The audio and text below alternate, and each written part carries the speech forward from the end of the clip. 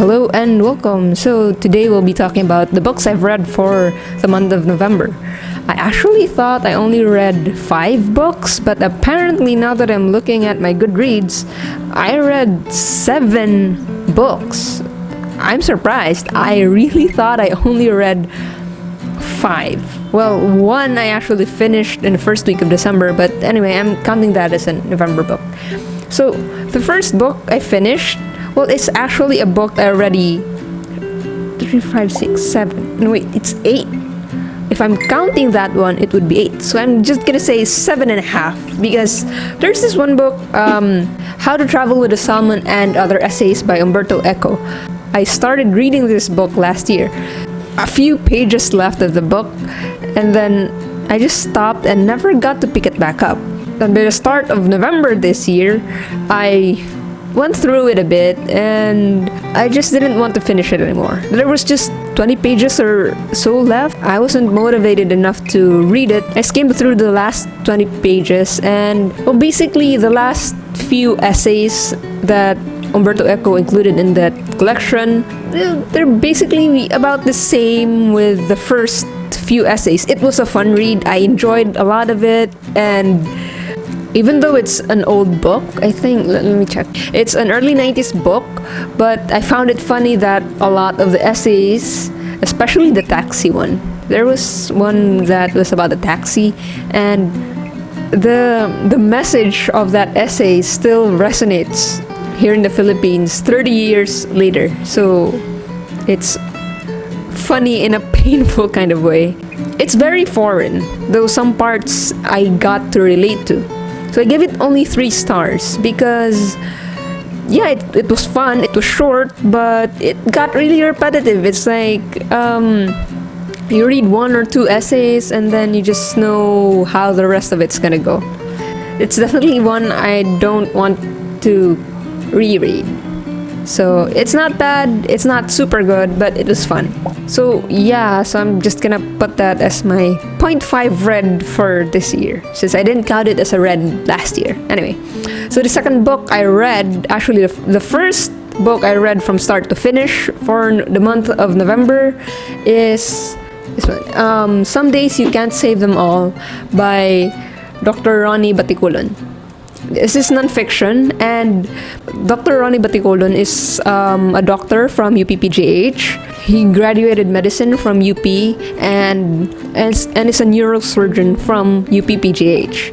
So in this book, he chronicles things that he went through before he became a med student, just a few bits before he became a med student, then his process of trying to get in to med school, a few bits of being in med school, then a bit more about when he was being a clerk, and then the bulk of this book is the events that have happened after he got his license and went into training in UPPGH. So yeah, just because it's about his experiences during his medical training as a doctor, it doesn't mean that the stories in this book is not relatable to the everyday Filipino. It's a very good book. I really liked it. I graded it 5 stars, and most of the stories are very, very relatable, even if you are not in the medical field.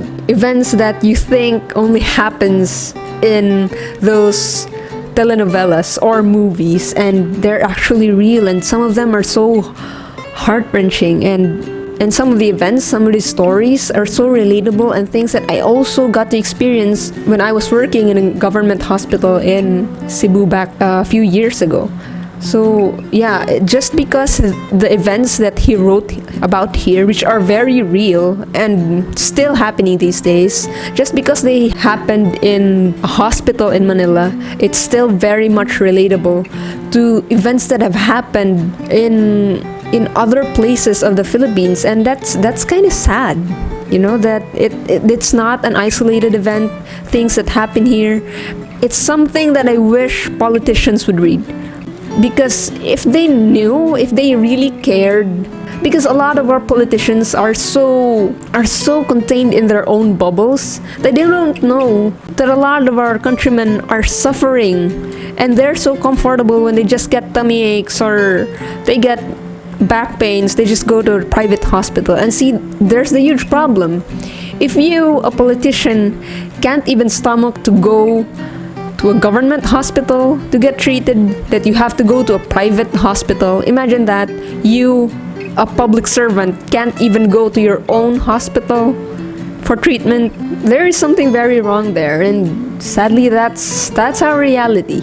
And this is not a happy book. I mean, there are stories. It's a collection of a lot of short stories. There are happy stories, but it's the hospital, and people don't go to hospitals to be happy, except maybe for giving birth.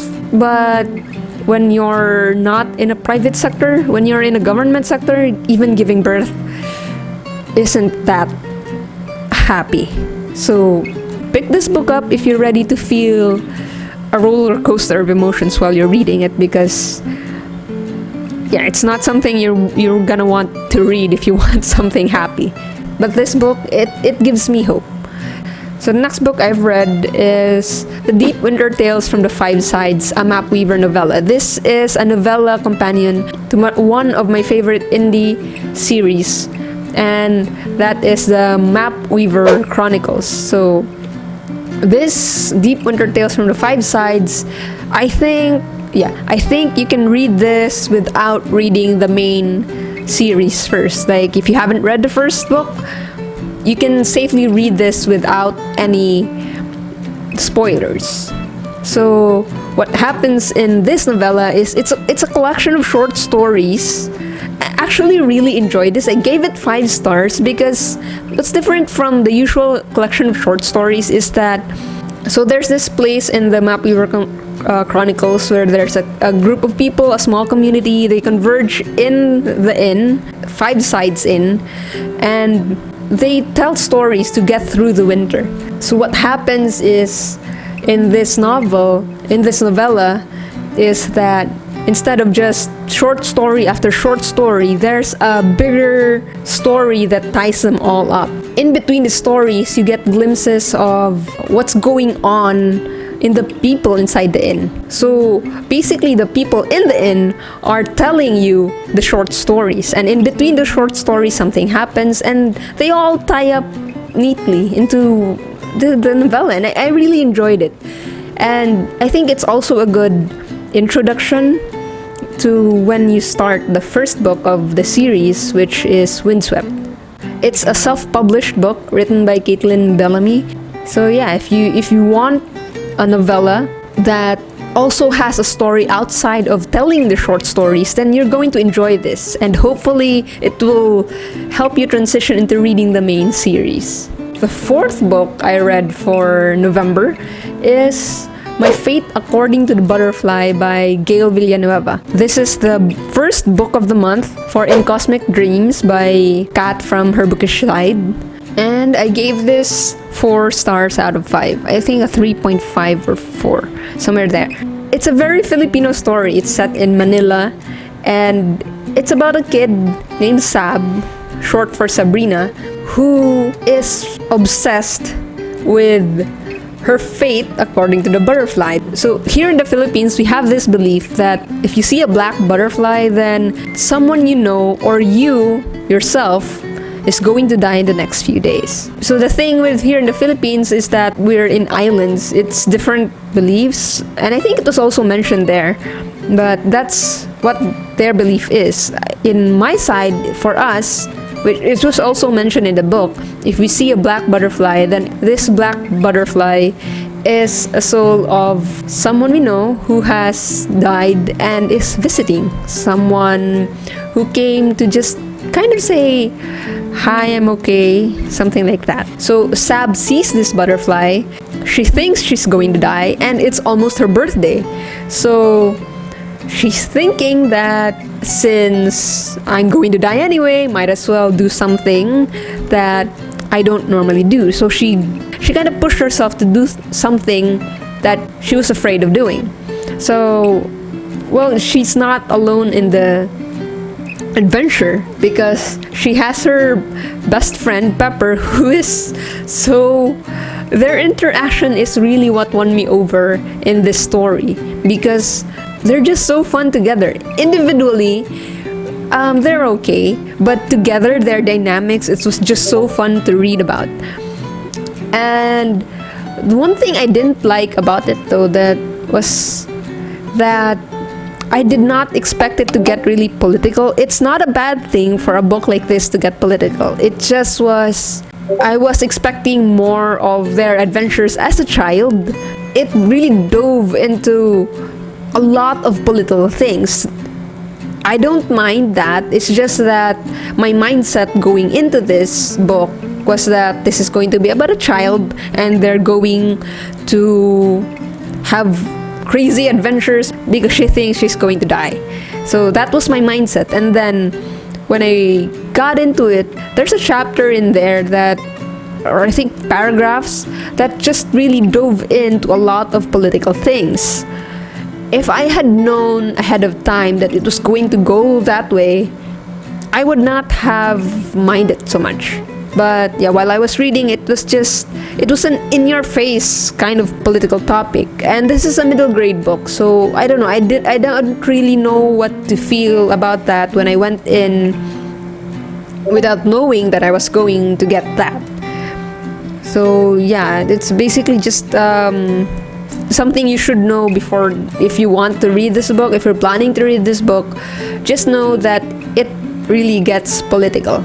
The adventure, the child having an adventure and doing crazy things, it's there, it's fun to read, but it does get political. So have that mindset ready, or you will feel what I felt. The political things, they're relevant, they're current, and very real. It's actually written well. It just felt very unexpected from what I thought I was getting from this book.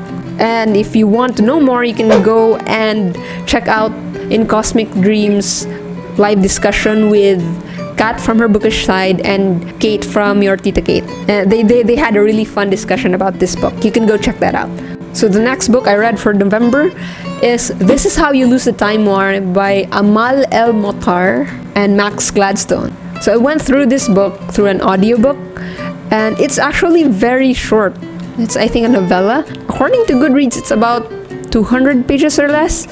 And well, anyway, I went through it through audiobook, and it's very poetic. And honestly, I was so confused. Half the time, I was so confused in what was going on, because it's sci-fi. It's more, yeah, I guess I can say this is sci-fi, because what's happening is there's blue and red, and they're from opposing factions, and they're having a war. Okay, I think red is more the cybernetics kind of group, and then blue is more the nature kind of group, and they're having wars by jumping through time from different places, different dimensions, I guess. And in between, I think blue started it. Blue wrote a letter, and red found that letter, and from there, they're supposed to be enemies, and then they're writing letters back and forth from each other until they started falling for each other. And really, the prose is so beautiful. I really love how poetic it is, and I really suck when it comes to poems, so I was so confused the whole time. But the thing is, despite my confusion, I really loved it. I really enjoyed it, and I didn't care that I didn't understand half, or if not most of it, but I got the gist of it, and I couldn't stop listening. I just kept listening, and maybe it was because the narrator really did good with Blue. I love how the narrator voiced Blue. And Red, I didn't really like at first. Then she eventually grew into something that I really enjoyed. Their interactions were so fun to listen to.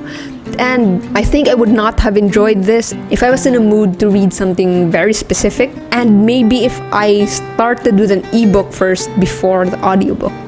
Because I was confused from the beginning, and then I really enjoyed, I think, yeah, because it was an audiobook, and from the way Blue sounded. I just really got into it, and I enjoyed it so much. I gave it 5 despite me being so confused. Like, I'm not smart enough for this book, but I don't care because it was a great story.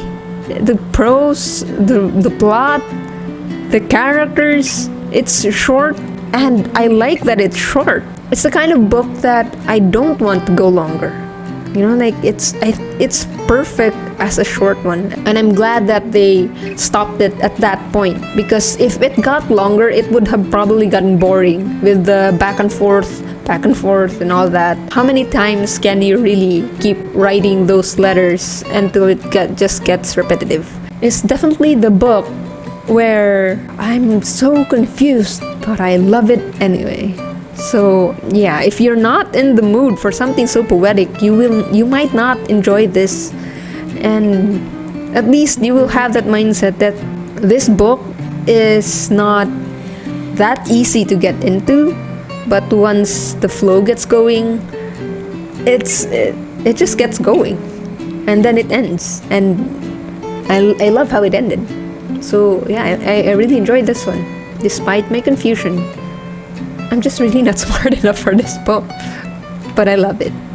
So the next book I read is, this one, Jellicoe Road by Melina Marcheta, which I buddy read with a lot of other Filipino bookworms. And this is the book that Kat from her bookish side will not shut up about. If you follow her, if you watch her channel, every other, if not every video she puts up, she mentions this book.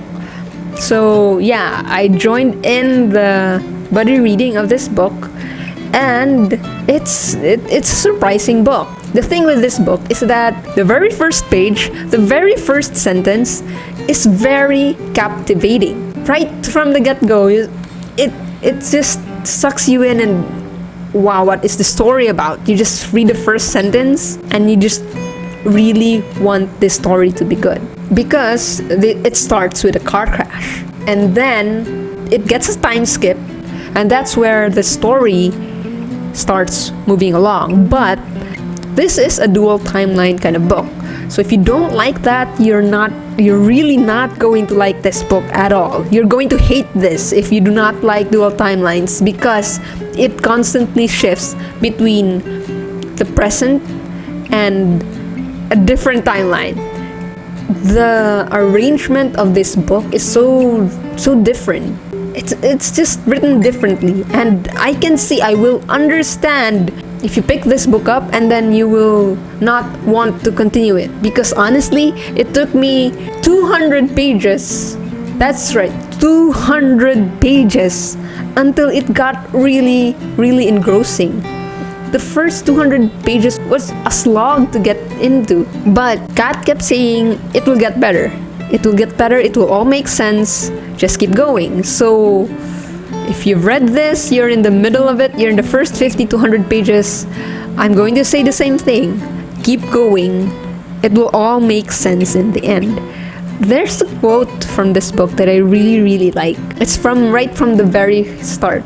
I think it really defines what this book is all about. I'm thankful that I got to join in the buddy read, because honestly, it's a common consensus from during our discussion that if we didn't go through this in the buddy read, a lot of us would have dropped this book and not finish it. It would have been an auto DNF, and I understand. We all understand, because imagine that you have to get to 200 pages until everything starts making sense.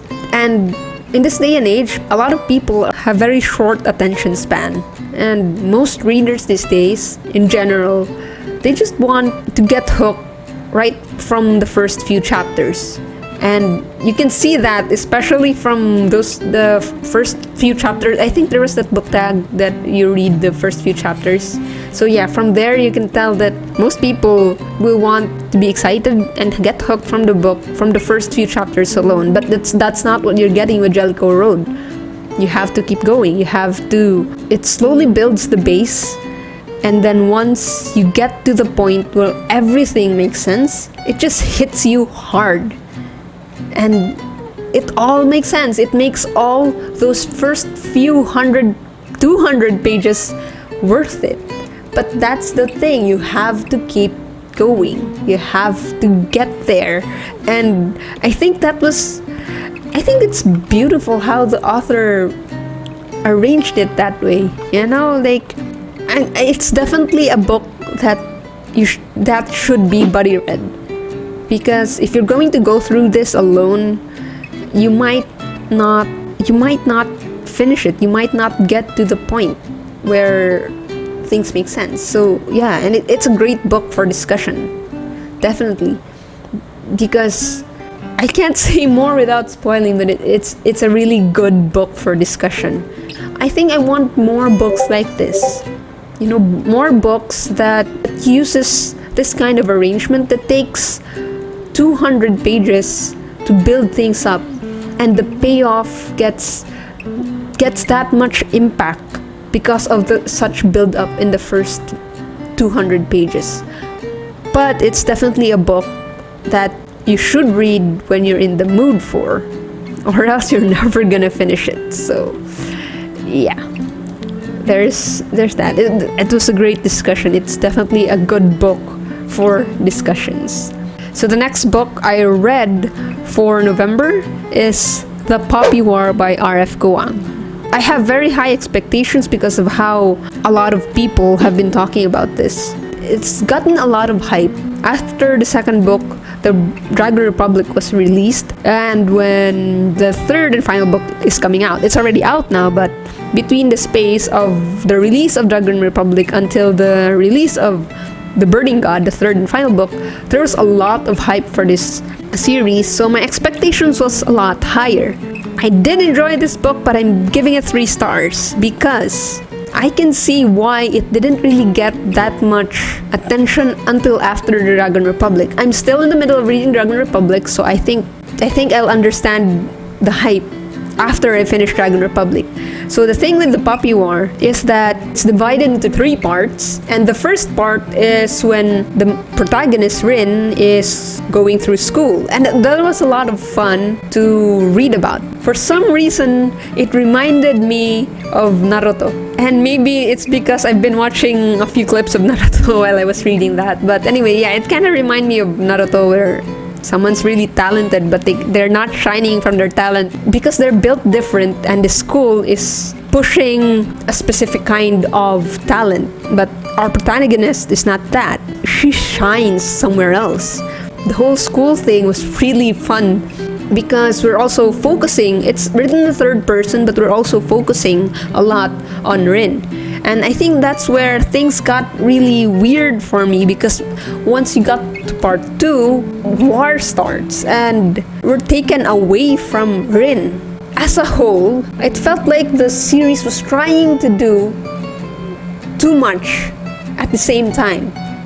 I loved it when it was focusing on one thing on the first part, and then when we got to the thing about the shamans, and it wasn't given much attention in the second part. I mean, not really, just it was mostly bits of things, and I don't know, I can't really explain why, but I wanted more. All the topics that the author wanted to hit was hit really well.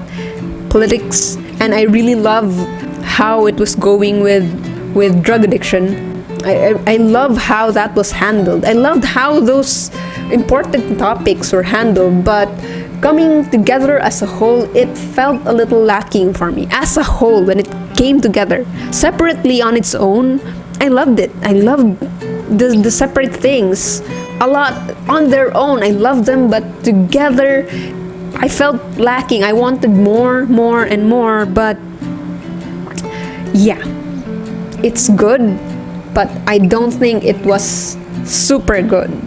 So I'm giving it 3 stars. But since it got more attention after the Dragon Republic, I have a feeling I'm going to like the Dragon Republic more, because I already read the first few pages of the Dragon Republic.